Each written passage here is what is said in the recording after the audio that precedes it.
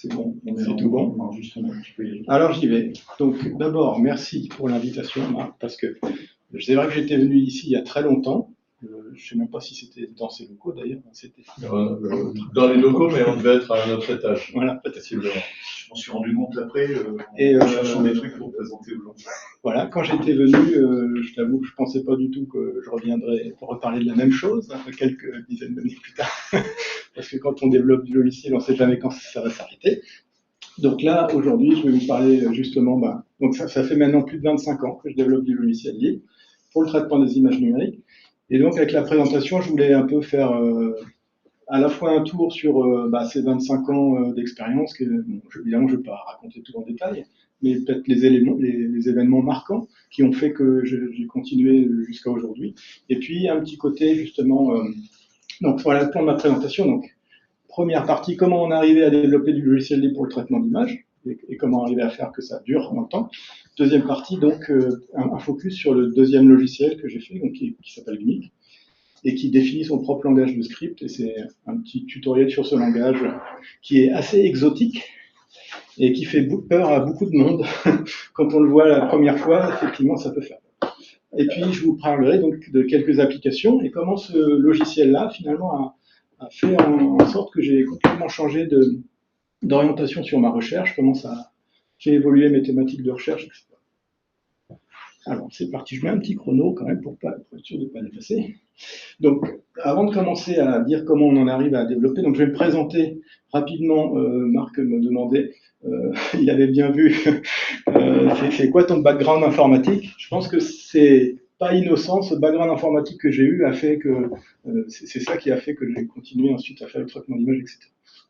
Donc moi je suis né en 76, autant dire que 2026 c'est pas une année que je vais particulièrement apprécier. Mais c'est aussi pour dire que donc j'étais dans la génération du plan informatique pour tous en 85, même avant parce que en fait j'étais dans une ville qui était pilote, donc j'ai eu des ordinateurs à l'école très tôt. Je vois pas particulier. Non, j'ai commencé par le MO5, donc à l'école. Et après ça c'est les ordinateurs que j'ai eu, donc Auric, Amstrad, Atari ST, Amiga. Et le premier PC seulement en 96, on avait un autocollant qu'on aimait bien coller sur nos machines à l'époque, qui était celui-là. On n'aimait pas du tout les processeurs Intel, en particulier l'assembleur, qui était assez catastrophique, comparé à l'assembleur Motorola 68000, que tout le monde aimait beaucoup. Non. Tout le monde n'a pas pratiqué, parce que comme il était bien simple et tout, voilà. C'était l'universitaire. Donc effectivement, on a fait de l'assembleur assez vite. Donc moi, pendant mon adolescence, j'ai fait énormément d'assembleurs, et en particulier dans un domaine qui s'appelle le demo making, où l'idée c'était de faire des petits programmes sur ordinateur qui essayaient de faire des animations assez rigolotes, de la 3D, des choses comme ça. Et alors ça, c'est pas complètement innocent, parce que pour faire ces choses-là sur ces machines-là, c'était quand même assez difficile. Il y avait des ressources très limitées, tant en termes de mémoire qu'en termes de vitesse processeur. Et donc, assez vite, je me suis intéressé à tout ce qui était optimisation sur le rendu, sur la création graphique, sur les algorithmes, etc. Et donc, fort de cette expérience, donc ça, c'est des petites productions que j'avais faites. Fort de cette expérience, donc j'ai continué des études et donc diplôme d'ingénieur en informatique avec une spécialisation de traitement des signaux et de l'image. C'était assez naturel par rapport à mes intérêts en étant adolescent. J'ai continué avec une thèse donc sur la régularisation des images multivaluées par DP, et je suis rentré au CNRS en 2024. Et donc ma compétence première, c'est l'algorithmique pour le traitement et l'analyse d'images. Et depuis donc, que je suis en thèse, j'ai commencé à développer du logiciel libre. Je vais vous expliquer pourquoi. Parce que le sujet de ma thèse, c'était régularisation d'images multivaluées par ODP. Et donc, je devais appliquer des algorithmes sur des images qui étaient soit 1D, 2D, 3D, mais surtout qui avaient n canaux, avec n plus grand que 3, et avec des pixels qui étaient de valeur flottante. Et à l'époque, en 99, il n'y avait pas grand-chose qui existait pour faire ce genre de choses. Et quand on est jeune et qu'on est un peu naïf, on se dit, puisque ça n'existe pas, on va le faire. Et donc, c'est là que j'ai commencé à développer cette bibliothèque. Donc, qui a été libérée par l'INRIA à l'époque en 2003, puis que j'utilise toujours aujourd'hui, que je maintiens toujours. La philosophie de cette bibliothèque, c'est d'avoir, donc c'est simplicité, vous avez un seul fichier en tête, c'est une bibliothèque générique, puisque les images que vous allez avoir, la généricité va porter sur le type T des valeurs des pixels de ces images. Et puis c'est une bibliothèque minimale, puisqu'en gros vous n'avez que 4 classes différentes dans la bibliothèque, que je vais décrire un petit peu après. Et puis portable, parce que bon, on fait du C++, donc il n'y a pas de raison que ça ne soit pas portable. Et donc, au fur et à mesure des... Alors, tu n'as pas l'air d'accord avec moi, Pierre. Mais bon, disons, il y a une granularité pour laquelle c'est à peu près portable. Et donc, dans cette bibliothèque, au fur et à mesure des années, effectivement, j'ai ajouté des algorithmes au fur et à mesure de traitement d'images, des choses assez basiques. Et puis aussi, plus récemment, j'ai fait beaucoup de travail sur la parallélisation des algorithmes, donc avec OpenMP. Donc, pour quelques éléments clés de cette bibliothèque, c'est que vous avez des classes. La classe principale, c'est une CIMG2T, et ça, c'est la représentation d'une image, donc qui peut être 1D, 2D, 3D à n canaux avec n quelconque. Alors, bien sûr, ça peut représenter des images couleurs classiques, mais typiquement, moi, je m'en suis servi aussi pour représenter des images. Là, c'est des IRM de tenseurs de diffusion. Donc, c'est des IRM qui vous permettent de calculer, d'estimer la probabilité de diffusion des molécules d'eau alors ici, dans la matière blanche du cerveau. Et ça permet d'avoir, à partir de ces images-là, de remonter à des cartographies des fibres dans le cerveau, en particulier dans le corps calleux, donc là, qui est un élément qui relie les deux hémisphères du cerveau. Donc c'est bien, ça permet d'avoir un peu la cartographie du cerveau sans avoir besoin d'ouvrir le crâne de la personne. Donc ça, c'est plutôt intéressant.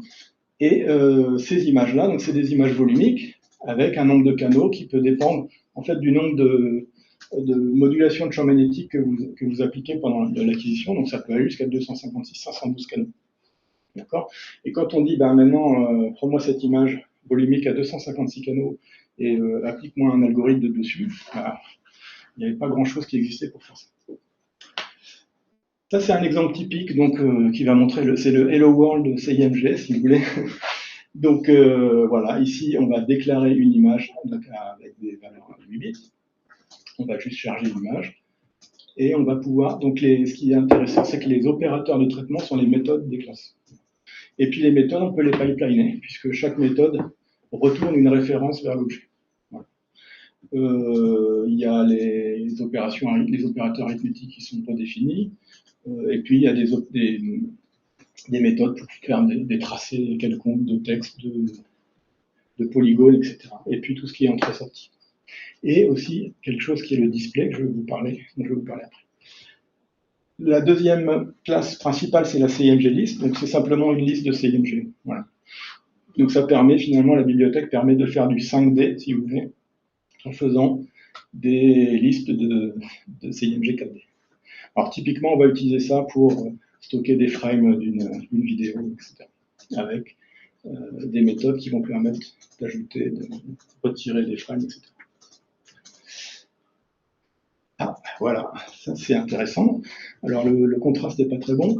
La troisième classe importante, c'est CIMG Display. Donc c'est une classe qui va vous permettre d'ouvrir des fenêtres, d'afficher des images dedans et de gérer des événements clavier, souris, etc. Donc ça permet assez rapidement de faire ce genre de petites démonstrations, donc des jeux, des visualisateurs, etc. Donc ça c'est assez intéressant et c'est portable. Ça utilise plusieurs types de bibliothèques derrière, suivant l'OS que vous utilisez pour lancer CIMG.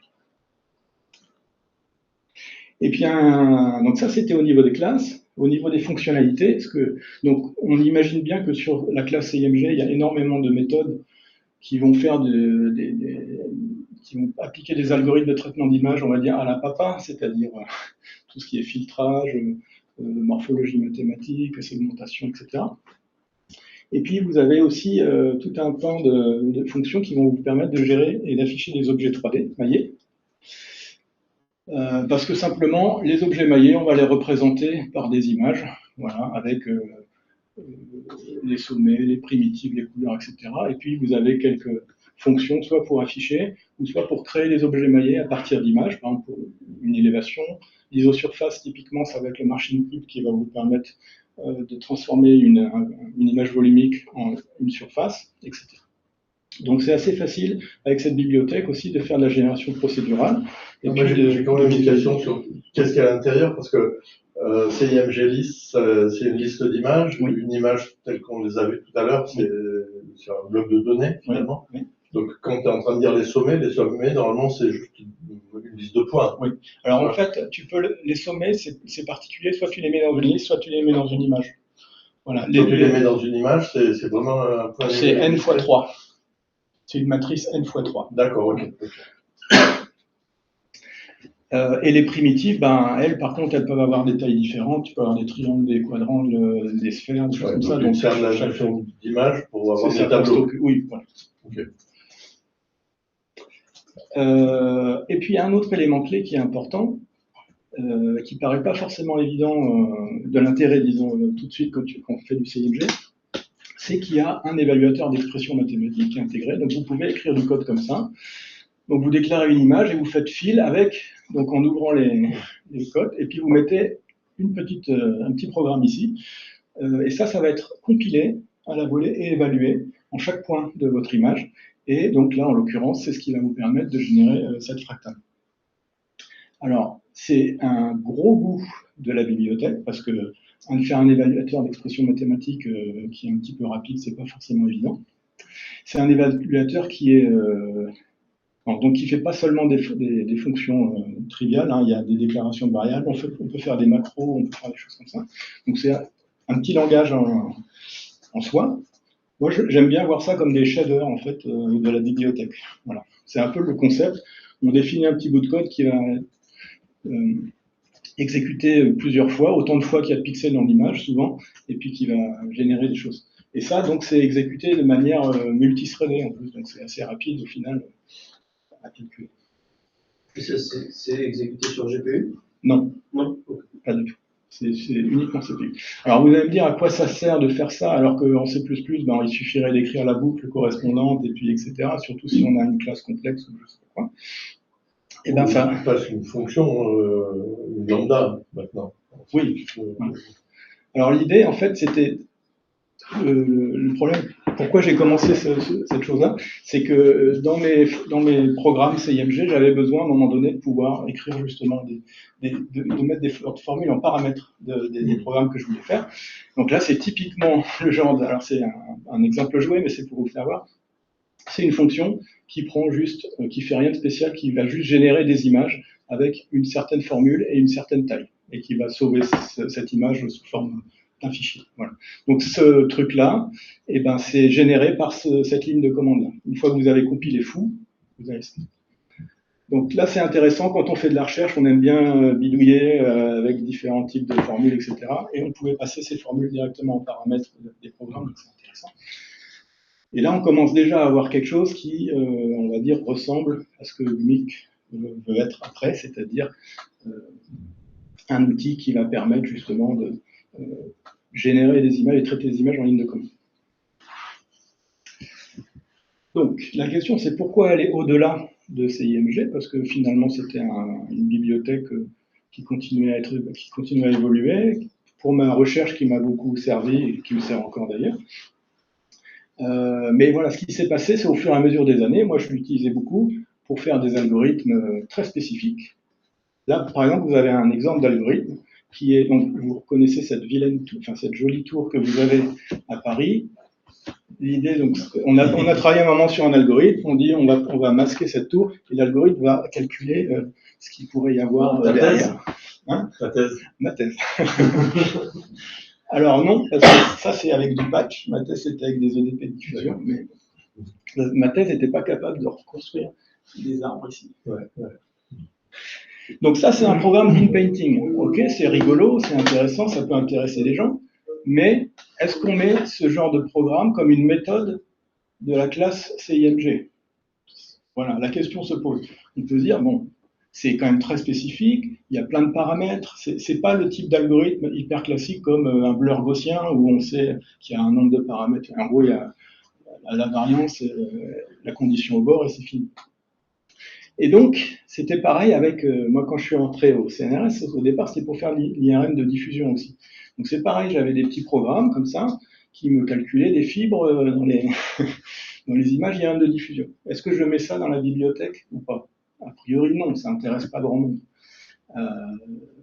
Donc, c'est ce que je vous mets ici. Donc j'avais de plus en plus de petits algorithmes de programmes spécialisés, et assez vite je me suis dit, on va pas mettre tout ça dans la bibliothèque, c'est censé être une toolbox minimale, générique, on va pas commencer à l'alourdir avec des trucs qui intéressent que 1% des gens. Et puis en plus, le partage, ici, serait limité à un public de développeurs C++, et c'était un peu dommage. Donc la question s'est posée, comment je fais pour donner accès à ces algorithmes à un public plus large? Et du coup, c'est là où j'ai commencé donc, à me dire, ça serait bien d'avoir un petit outil en ligne de commande qui permette de faire ça. Et donc je me suis beaucoup inspiré d'ImageMagick, parce qu'à l'époque, et toujours maintenant d'ailleurs, c'est vraiment l'outil ligne de commande de traitement d'image de référence. Voilà. Et donc,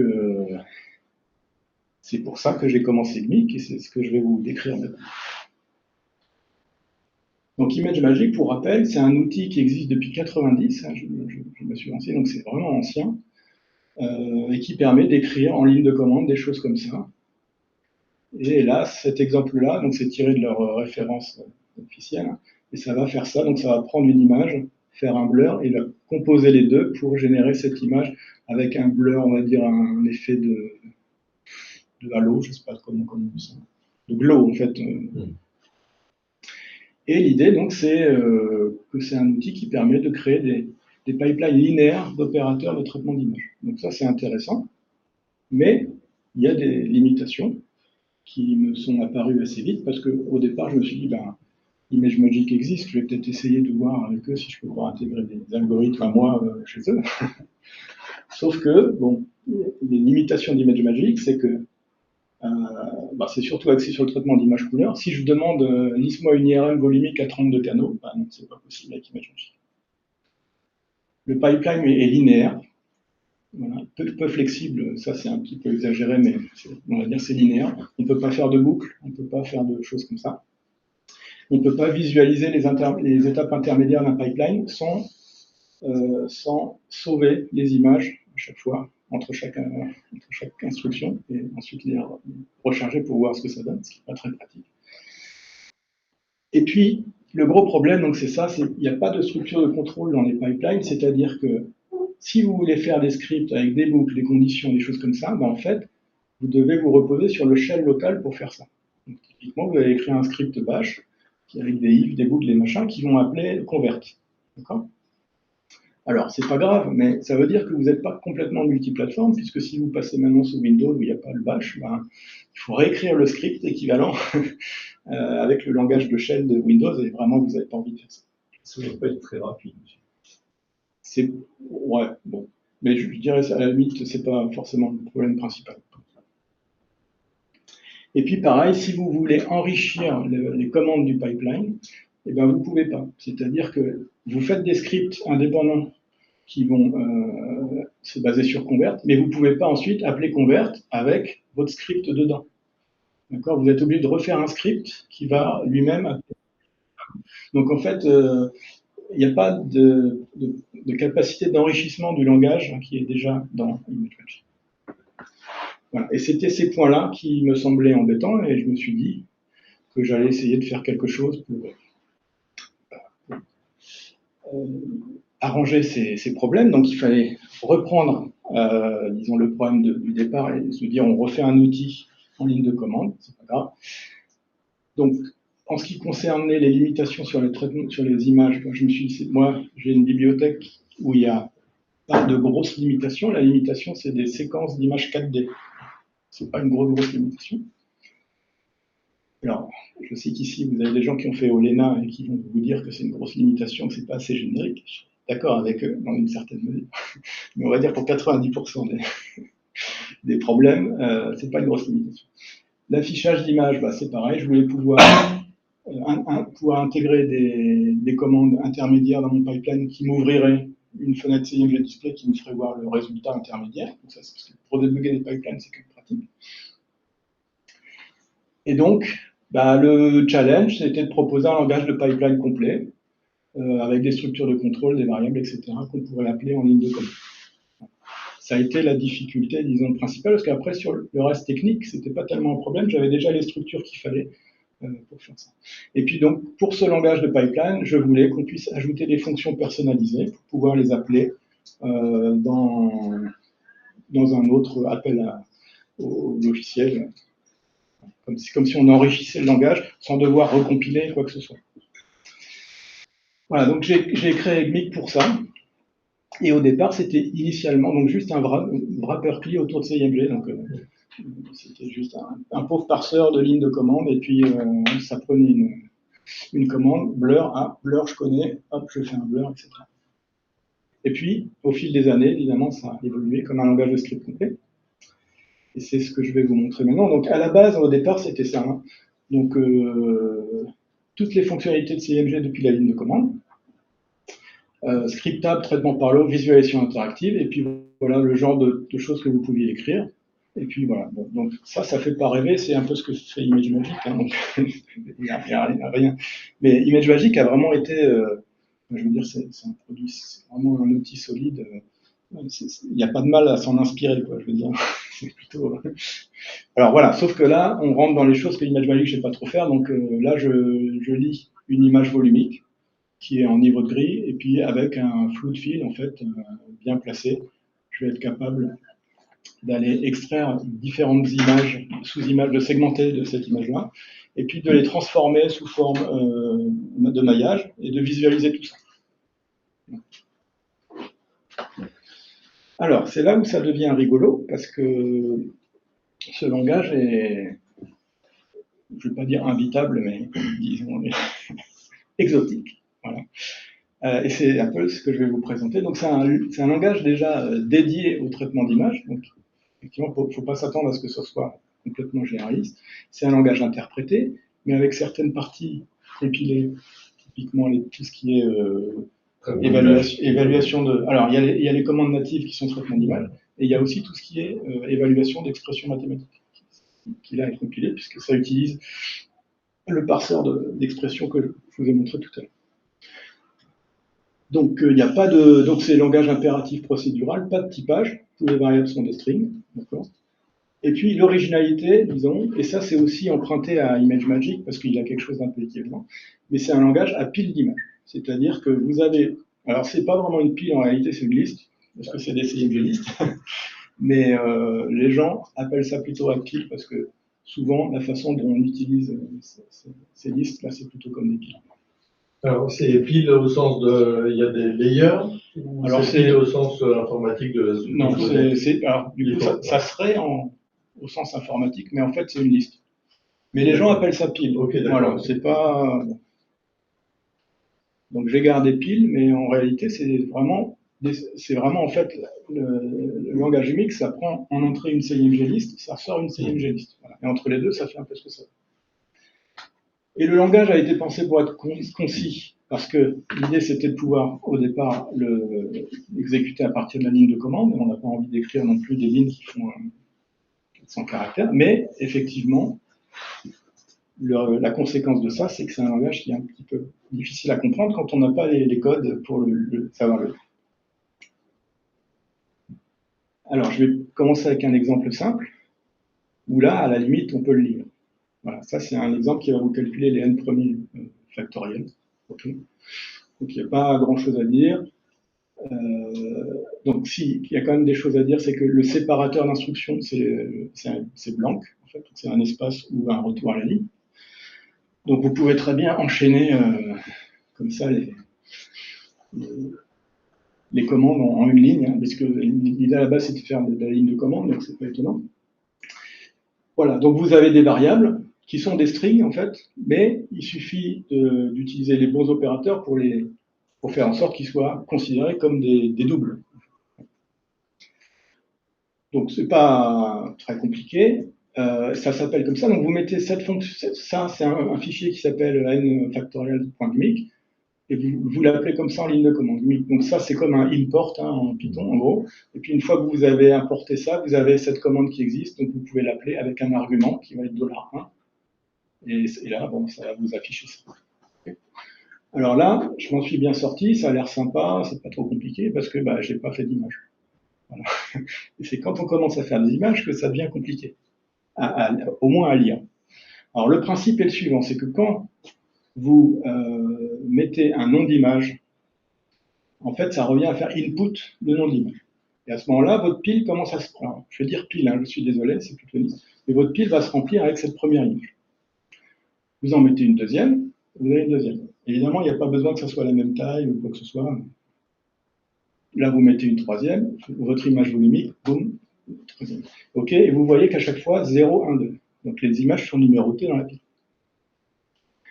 Vous n'êtes pas obligé de prendre des noms de fichiers. Vous pouvez directement écrire quelque chose avec une formule. Donc ça, c'est une image 400-400 couleurs.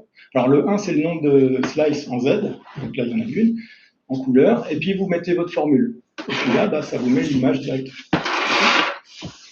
Donc là, vous avez vos images dans votre pile et vous dites qu'est-ce que je peux faire avec. Eh bien, je vais par exemple faire un blur, mais sur l'image 0. Et donc, ça s'écrit comme ça. En fait, vous avez des commandes et des décorations de commandes. Les décorations de commandes, c'est des sélecteurs des images sur lesquelles vont s'appliquer vos commandes. Donc, blur 0,10, bah, ça fait juste ça. Ça vous modifie votre image 0 avec un blur. Remove 0-2, bah, ça enlève l'image 0, le chat. Et l'image -2, c'est -1 ici, -2 là. Voilà. Donc ça vous enlève le chat et l'IRM. OK? Il vous reste ça. Plus sharpen 1000. Donc le plus ici vous dit à la commande, crée, en fait le résultat de la commande doit s'ajouter à la fin de la liste. Voilà. Donc vous voyez que ce qui est important dans les commandes, c'est ce qui est entre crochets ici, c'est éventuellement est-ce qu'il y a un plus ou pas de plus. Et donc là, bah, ça crée. Donc, et comme j'ai pas de sélection sur cette image, sur cette commande, bah, ça prend toute la liste. Il est bizarre ton exemple, parce que tu as un blur qui est encore effectif sur Bottle, c'est-à-dire que tu as Ouais. remove le chat. Oui, pourquoi le blur est sur Ouais, parce que en fait. Les indices ont changé entre temps. Non, c'est pas ça. Non, c'est pas ça. C'est parce que, en fait, j'avais vu que le chat, à un moment donné, j'ai inversé les deux, et sur la présentation, j'ai oublié de Ah. voilà. On est bien d'accord. Bon, effectivement, ici. Je ne sais pas quelles sont les Mais bien vu, je l'avais pas vu. Ici, ça devrait pas être du tout bleu. C'est si j'avais mis 1 ici, que ça serait comme ça. Je corrigerai. Donc la Sharpen, il n'y a pas de sélection, donc il considère que c'est toute la sélection, donc c'est les deux images qu'il y avait, et il écharpe, il effectue un rehaussement de contour, et il crée deux nouvelles images qu'il met en fin de liste. Et après, donc dans les sélections, ce qui est rigolo, c'est que vous pouvez mettre des trucs un peu avec des grammaires un peu bizarres. Donc c'est inspiré finalement des lecteurs PDF. Vous savez, quand vous avez Acrobat, et puis, enfin Reader ou ce que vous voulez, puis vous faites print, et là, dans les pages, vous pouvez écrire des trucs 0, 50%, point virgule. En fait, c'est un peu ça l'idée. Ça ressemble pas mal à la syntaxe des tableaux en paire aussi. En fait. Ah, peut-être. On peut faire des choses assez simples. Donc là, ça veut juste dire de la première à la dernière image avec un pas de 2. Voilà. Donc là, c'est pas du tout efficace d'écrire ça comme ça, hein, parce que la première à la dernière image, c'est celle-ci et celle-là, et celle-là. Bon, j'aurais juste pu écrire 0 et 2. Hein. Et c'était pour vous montrer un petit peu.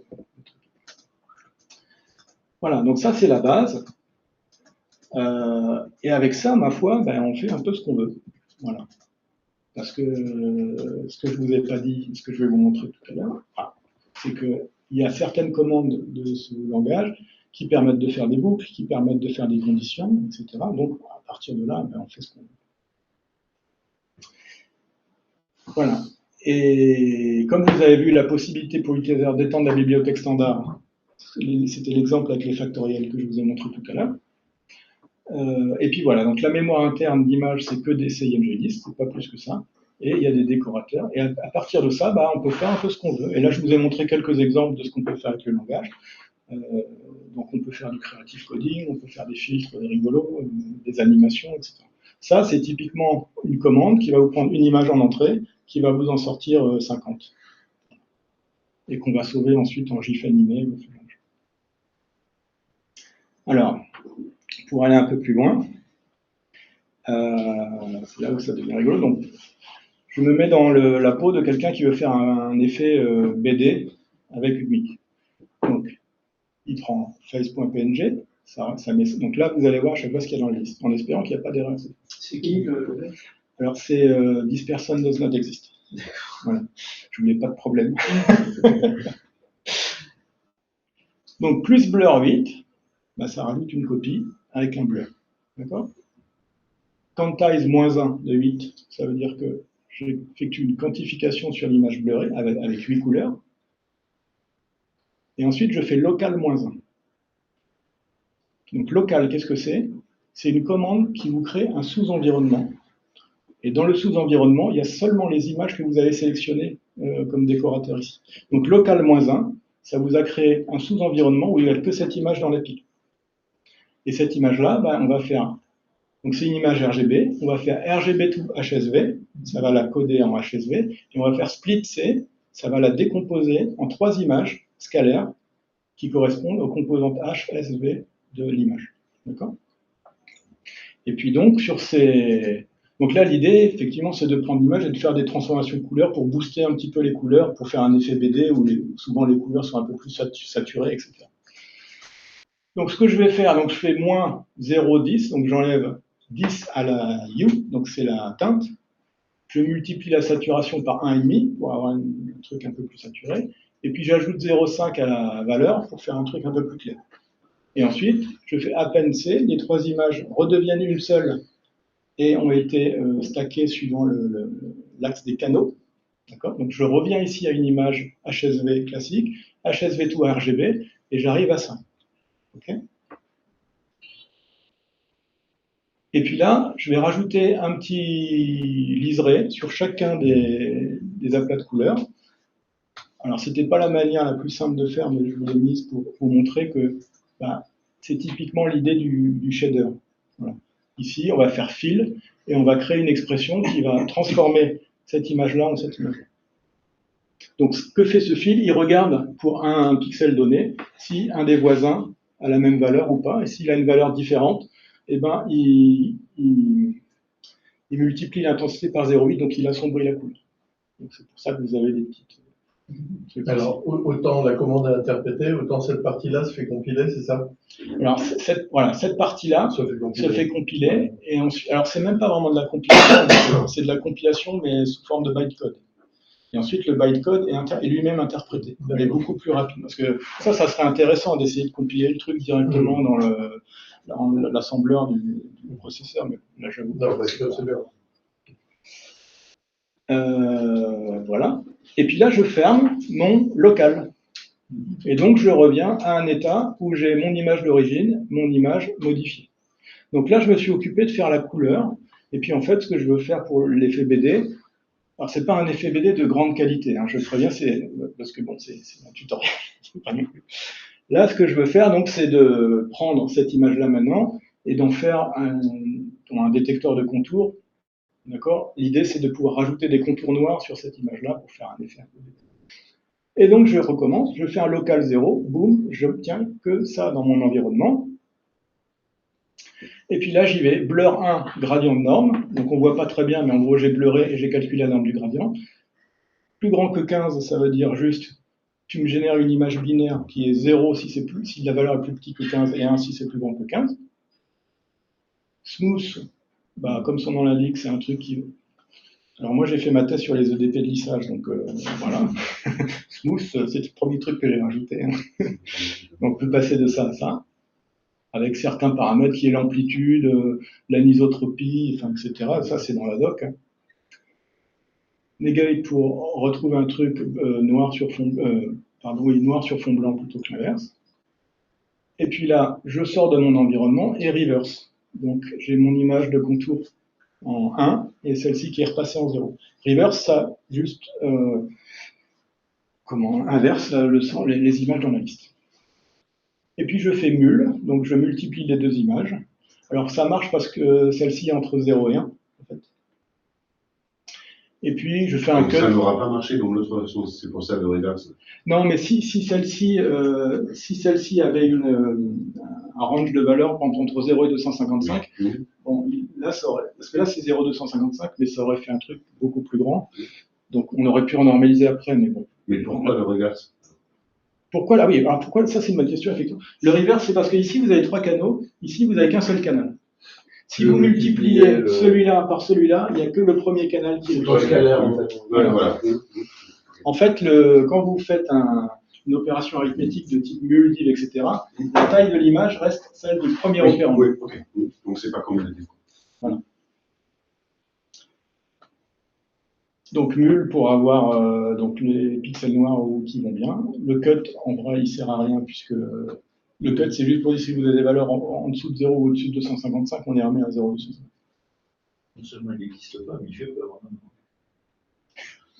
Non, mais c'est BD, ça peut pas faire peur.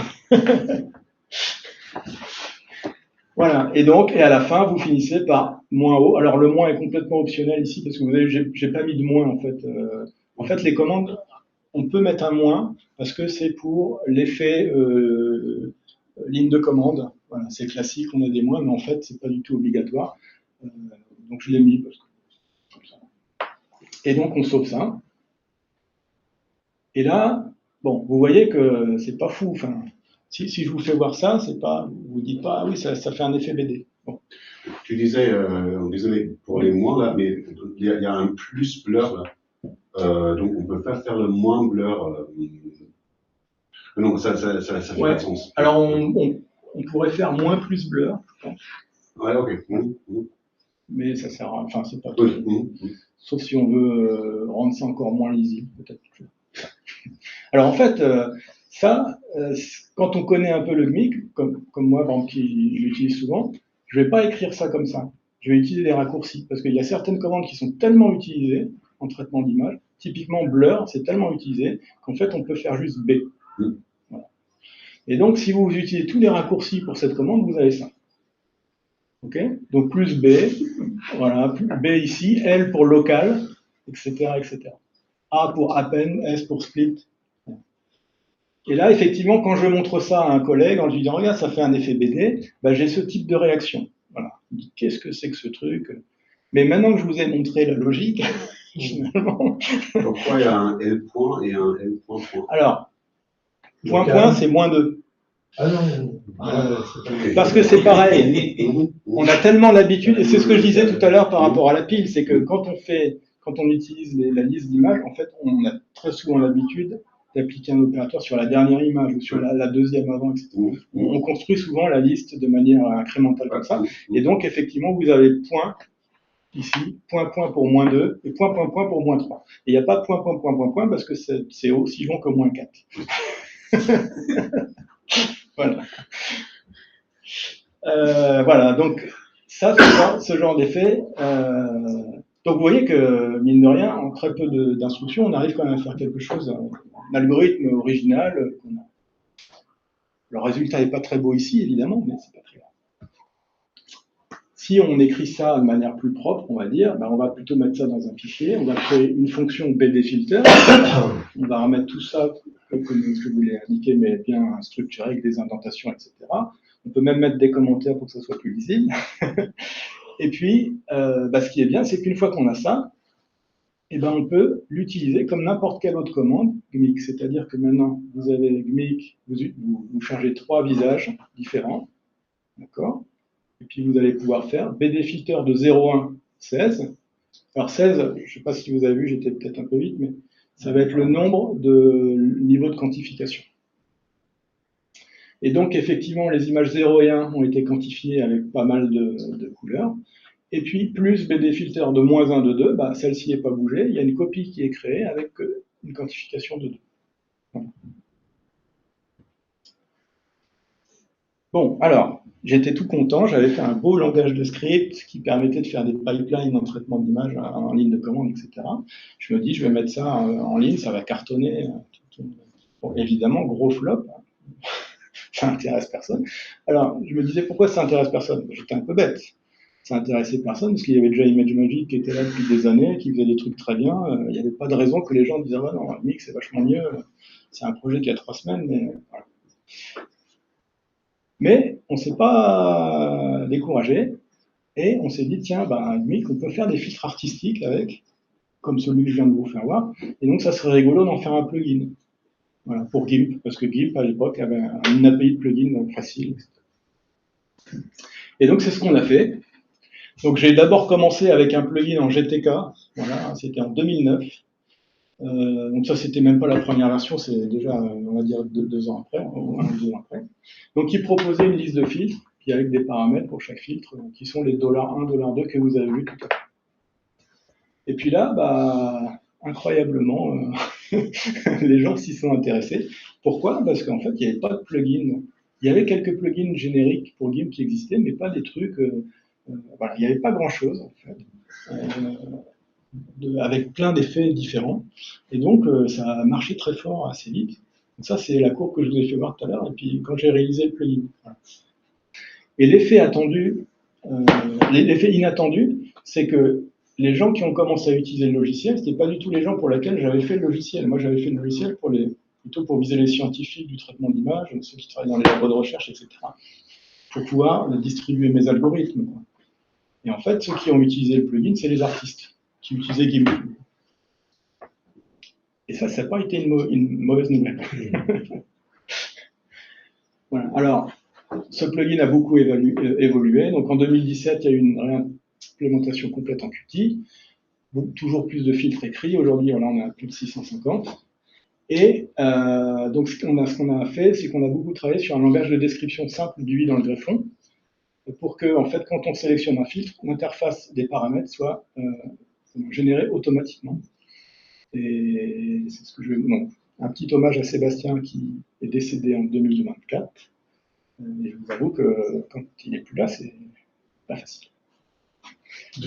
Pourquoi passer de GTK plus à Alors, Qt? parce que moi, je n'étais pas du tout spécialiste de GTK, ni d'interface graphique, et que ce monsieur, il donnait les cours d'interface graphique en Qt à l'ENSIC, donc c'était un professionnel aguerri, voilà, et qu'il a été capable de faire plein de trucs que j'aurais jamais su faire moi. Donc aujourd'hui, c'est un greffon qui a pas mal de succès, donc c'est ce que je mets, on a plus de 2000 téléchargements par jour, ce qui pour un petit projet de labo est appréciable. Je crois que le CNRS informatique m'avait dit qu'en fait, il n'y avait que 2 logiciels qui étaient à peu près à ce niveau-là dans tous les labos de leur institut. Ça veut dire quoi, multi-hôte? Multi-hôte, ça veut dire que maintenant le greffon n'est pas seulement disponible pour GIMP, mais pour d'autres logiciels qui sont là, donc Digicam, Krita, Photoshop. Parce que l'interface est la même finalement? Ouais, en fait, l'apport aussi de ce monsieur, c'est qu'il a fait une API standardisée pour que les logiciels qui veulent utiliser Qt aient un ensemble de fonctions minimales à appeler. Et donc, ça a bien marché. Les gens ont effectivement écrit juste le fichier qu'il fallait pour faire le pont avec l'API. Et du coup, et donc, si on reprend le filtre BD Filter, voilà comment ça se fait. Si on veut le mettre directement dans le plugin, voilà ce qu'on a juste à rajouter, c'est ça. Donc, le nom du filtre, la commande qui va être exécutée pour faire ce filtre, et puis des commentaires, donc qui vont vous donner niveau de quantification, int, machin, 15 avec min, max, etc. Separator, un commentaire, et voilà comment ça se présente. Voilà. Vous écrivez ça dans votre fichier .gmic, en fait, en haut .gmic, et quand vous lancez le greffon, maintenant vous avez votre filtre qui est là, etc. Alors le langage de description des paramètres est beaucoup plus compliqué que ça. On peut faire des choses très compliquées avec des points interactifs qu'on peut bouger dans la fenêtre de preview, etc. Mais c'est vraiment pas mal fait. Et donc tous les filtres de GMIC, là, les 650, ils sont écrits comme ça. Voilà, et puis je vais une dernière petite section sur ce que ça a eu comme incidence finalement de développer ce logiciel. Voilà, je vous parlais du fait que ce soit les artistes qui l'aient utilisé un peu, disons, sans qu'on s'en doute. Et ça a eu pas mal d'incidences. Donc, déjà, ce qui est sympa, c'est qu'on a vu que les gens l'utilisaient pour faire des créations graphiques. Donc, David Regois, je ne sais pas si vous connaissez, mais c'est un auteur de BD qui produit des BD sous licence Creative Commons. Et il est venu nous voir un jour au labo, parce qu'il utilisait GMIC. Je lui ai dit, bah, viens, je t'invite. On a discuté. Il a dit, bah, il y a un problème, c'est que pour coloriser des dessins au trait, c'est super long. Les outils qu'on a dans GIMP ne sont pas adaptés. Par exemple, ce type de dessin. Ça, c'est lui qui l'a fait. Pourquoi ça ne marche pas? En fait, il veut coloriser ça.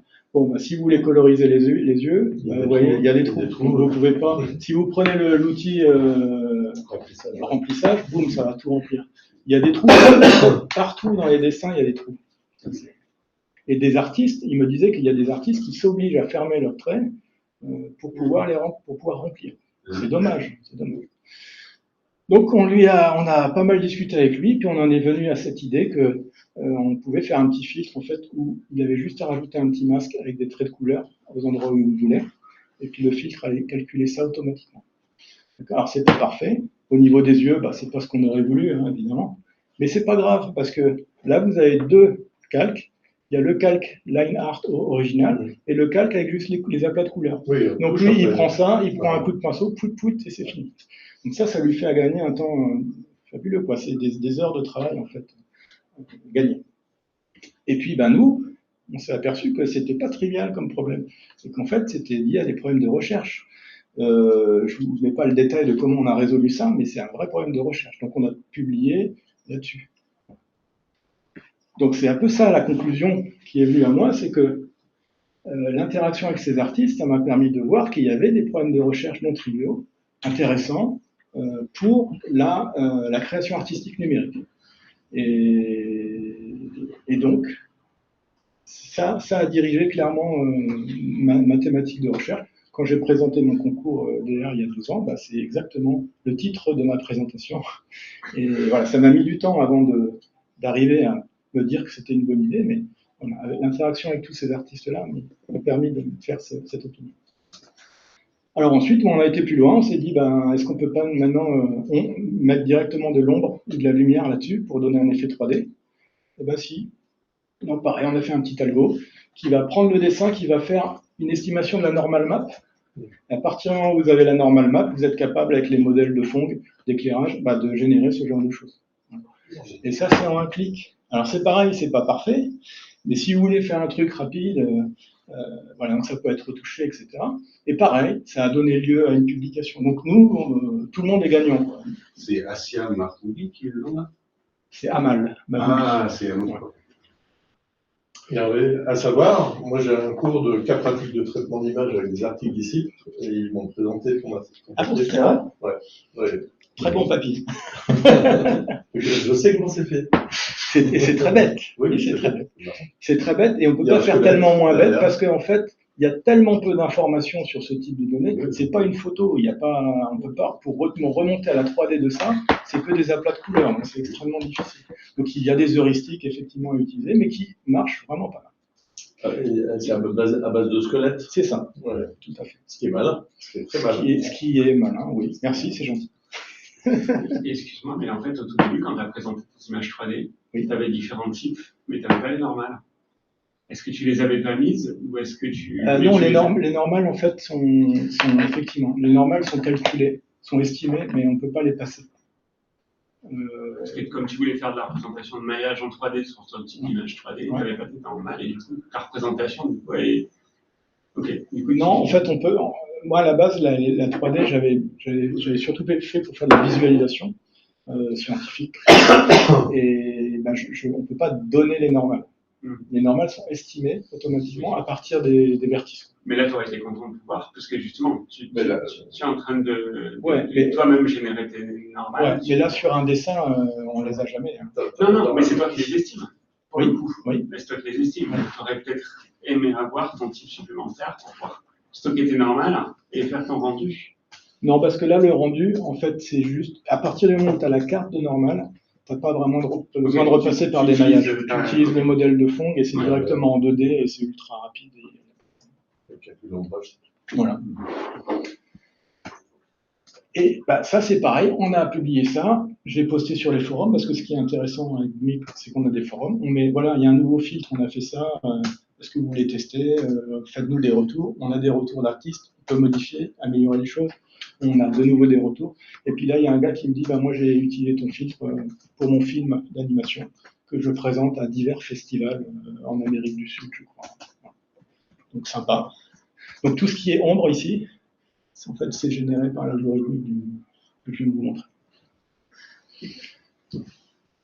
Et puis plus récemment, bah, j'ai travaillé sur des problèmes de transfert de style. Donc, ça marque, on a fait une image tout à l'heure. Donc, le principe, c'est que vous avez une photo, vous avez souvent un tableau, et vous voulez recréer la photo dans le style de ce tableau. Et ça, c'est une méthode originale parce qu'il n'y a pas de réseau de neurones ici, c'est que du pas de fait. Donc, c'est intéressant. Donc ça, c'est voilà 2022. Et ça marche pas mal aussi. Donc, bon, voilà. Tout ça fait que vraiment, je me suis orienté. Donc, ça a complètement orienté ma recherche, en fait, sur l'algorithmique pour la création artistique. C'était assez inattendu et c'était une bonne chose. Et puis, ce qui est drôle, donc, c'est que maintenant, les scientifiques s'intéressent à GMIC. Voilà. Donc, c'est complètement dans l'ordre inverse que ce que j'avais prévu. Maintenant, les scientifiques, il y a toujours des gens qui font de la photo chez eux, qui utilisent GIMP, hop, ils ont le plugin, et puis finalement, ils se rendent compte qu'on peut faire plein de trucs avec. Donc, j'ai été contacté justement par un labo aux États-Unis, le Dauphin et l'Ansilab, qui fait la détection automatique d'autolithes. Je ne sais pas si vous savez ce que c'est que les otolithes. Des mammifères marrants, non? C'est des petits... Non, justement. Ah merde, c'est trompeur. Alors. C'est trompeur. Ça, c'est les petits os qu'il y a, c'est l'équivalent des tympans chez les poissons, en fait. Et en fait, ce qui se passe, c'est que dans la baie de... Donc, j'allais dire le golfe d'Amérique, le golfe du Mexique, donc où est situé ce labo, ils récupèrent des fois des dauphins, des lamantins, des choses comme ça, qui sont pris par les pêcheurs et qui sont morts. Ils ouvrent l'estomac et ils tombent sur des trucs comme ça. Et ça, ça correspond à différentes espèces de poissons qu'ils ont mangés et qu'on peut donc essayer de remonter au régime alimentaire. Parce que le problème, c'est que bon, ça met beaucoup de temps avant d'être complètement dissous dans l'estomac, alors que le reste du poisson, ça va très bien. Comme matière. Bon, c'est comme de l'os. Hein. Alors, je ne sais pas exactement. Et ça fait 3-4 mm de large. Et vous voyez que suivant les espèces, c'est pas facile, parce qu'il y en a qui se ressemblent, alors que c'est pas tout à fait la même espèce. Mais bon, on fait des choses avec eux donc pour faire de la détection automatique. Il y a des gens qui l'utilisent pour faire. Moi, j'ai quand même une question juste avant. Donc là, tu dis détection automatique. Donc là, tout d'un coup, c'est plus du traitement d'image. Non, c'est de l'analyse là. Ouais, c'est ça. Ouais. Mais tu vas voir pourquoi c'est possible. Ouais. Donc, je vais passer un peu vite. Donc ça, c'est un Allemand qui l'utilise pour faire de la détection automatique de phytoplancton. Il y en a un autre qui faisait de la détection de boîtes de pétri dans lesquelles il faisait pousser des champignons. Voilà. Je n'ai pas plus de détails que ça. C'est des choses qui m'ont été redonnées quand j'ai demandé. Donc, le contexte est le suivant. J'essaye de passer directeur de recherche vers les années 2022-2023. Et je dis, j'aimerais valoriser GMIC. Donc, sur les forums, j'écris, je dis, est-ce qu'il y a des gens qui utilisent GMIC à des fins professionnelles pour faire de la recherche? Idéalement, ça m'arrangerait. Et donc, les gens me répondent en me disant, oui, moi, je fais du phytoplancton, oui, moi, je fais des champignons. Et il y en a une qui me dit, oui, moi, j'utilise ça pour débruiter les images du James Webb Telescope, parce que le James Webb Telescope, les images brutes, en fait, il y a des bruits de bande. Alors, on ne voit pas très bien ici sur l'écran. Verticalement. Alors, en fait, non, les bruits de bande les pires sont horizontaux. Mais ils sont serrés. Voilà. On les voit aussi ici. Et donc, elle me dit, moi, j'ai utilisé t'as un filtre debunding, ça s'appelle, et ça marche super bien et tout ça. Et j'en ai parlé à des gens de l'ESA, donc l'Agence spatiale européenne, et ils l'utilisent aussi. Alors, je dis, super, à 2 mois du concours, impeccable. Donc, je contacte la personne donc, qui s'appelle Marc Corrian, je ne sais pas comment on Je dit. me demande si tu n'as pas un souci avec le partage d'image, mais ça n'a pas bougé. Ah si, ça y est, c'est là. C'était juste un problème en place. Donc je lui demande et il me dit, bah oui, on utilise GMIC à l'ESA pour débruiter les images. Et justement, on vient de sortir un article dans Nature où la couverture, on a utilisé GMIC pour faire la couverture. Donc, super. Et en plus, on le met dans notre article. Voilà. Bon, que demande le peuple? Quand vous utilisez LaTeX pour écrire un article, vous écrivez pas dans l'article, j'ai utilisé LaTeX. Ça se voit. Ça se voit, il n'y a pas besoin. Et lui, il l'avait mis. Il avait dit, on a utilisé GMIC Qt pour le debunding, tout ça. Formidable. Donc on était très rajouté comme auteur, quoi. Il y a déjà Faut peut-être mais bon, on était contents. Donc c'est effectivement, les scientifiques, finalement, c'était intéressant.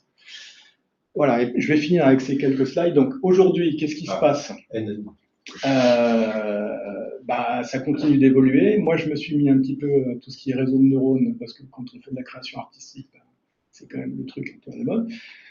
Donc j'ai commencé, pour bien comprendre comment ça marchait, à réimplémenter une bibliothèque d'apprentissage de réseau de neurones, qui m'a permis de faire quelques fils. Donc ça, c'est un fil d'upscaling. J'utilise ça aussi pour faire de la détection de visage, pour une bande de démonstration qu'on va pouvoir mettre à la fête de la science, etc. je pourrais vous faire voir si vous êtes intéressé. Et donc, on a utilisé aussi cette bibliothèque est écrite en langage GMIC, c'est ça qui est rigolo. Et, Sur une seule ligne. non. Alors non, mais tu peux si tu veux. Et donc, avec le labo dont je vous ai parlé tout à l'heure, on a fait un système justement d'analyse d'image qui va récupérer, donc pour une image uploadée de Dotolith, il va récupérer dans la base de ce qu'ils ont déjà toutes les images les plus proches, avec une distance perceptuelle qui est donnée par un réseau de neurones, qui vous permet de retrouver l'espèce qui correspond, la plus probable qui correspond à ça. Donc on est en train de travailler là-dessus ensemble. Voilà, et c'est mon dernier slide, je pense.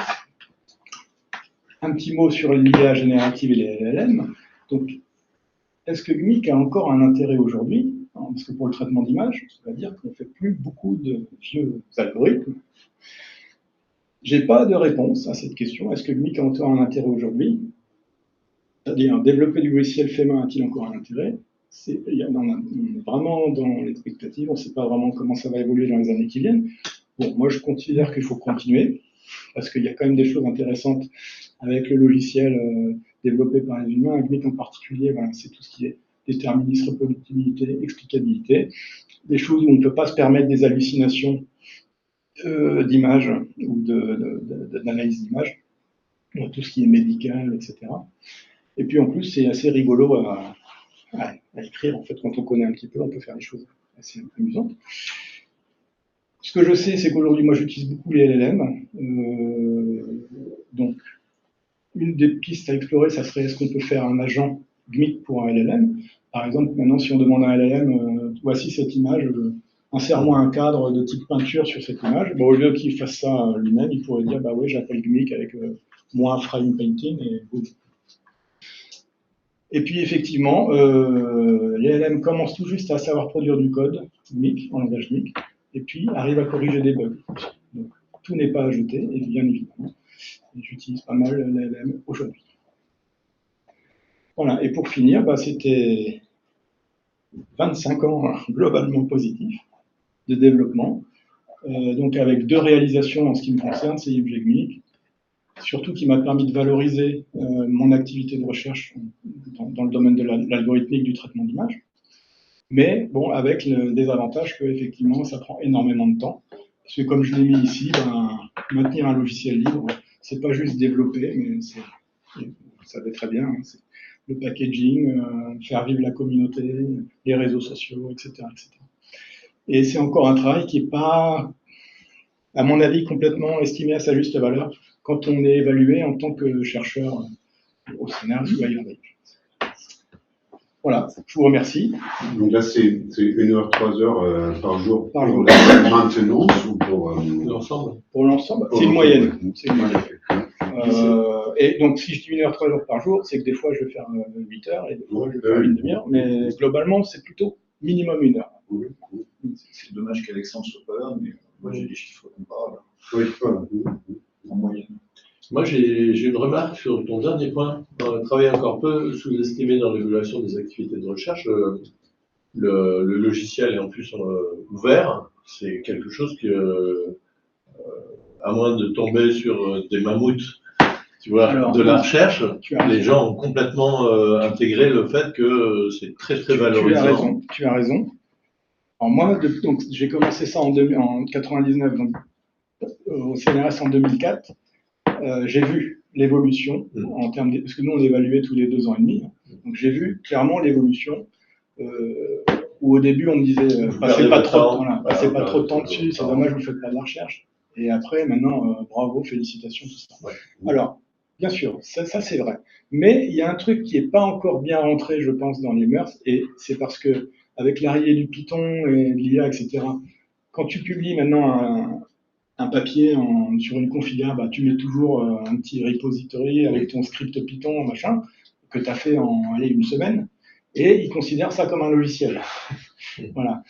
Les logiciels, finalement, comme ça, qui ont pris un temps fou à développer, je veux dire, je trouve qu'il y a encore un problème d'arriver à bien réaliser la différence entre les petits prototypes et des logiciels matures qui sont utilisés par des centaines de milliers de personnes. L'intérêt des prototypes, c'est très différent parce que l'intérêt des prototypes, c'est que tu t'appuies sur finalement une grosse base de code Oui. qui existe. Tu as ton petit notebook, t'imagines la quantité de code qui est derrière. Et c'est juste pour permettre aux gens, en donnant un code minimal, de reproduire le résultat. C'est ça. C'est pas construire un outil, c'est reproduire et utiliser. Et ça, je pense que c'est pas encore complètement intégré. Mais c'est normal, hein, c'est parce que les gens, il y a très peu d'expérience de chercheurs qui font des logiciels, on va dire, un petit peu sur du long terme. Ça, c'est vrai. Oui, mais ça se mord la queue. Comme ça a été mal vu, ça c'est moins développé aussi. Tu vois ce que je veux dire? Oui. C'était pas encouragé, Oui. et c'était même, je veux dire, si tu perds ton temps à ça, t'as moins de QB, t'es mal évalué, donc fatalement.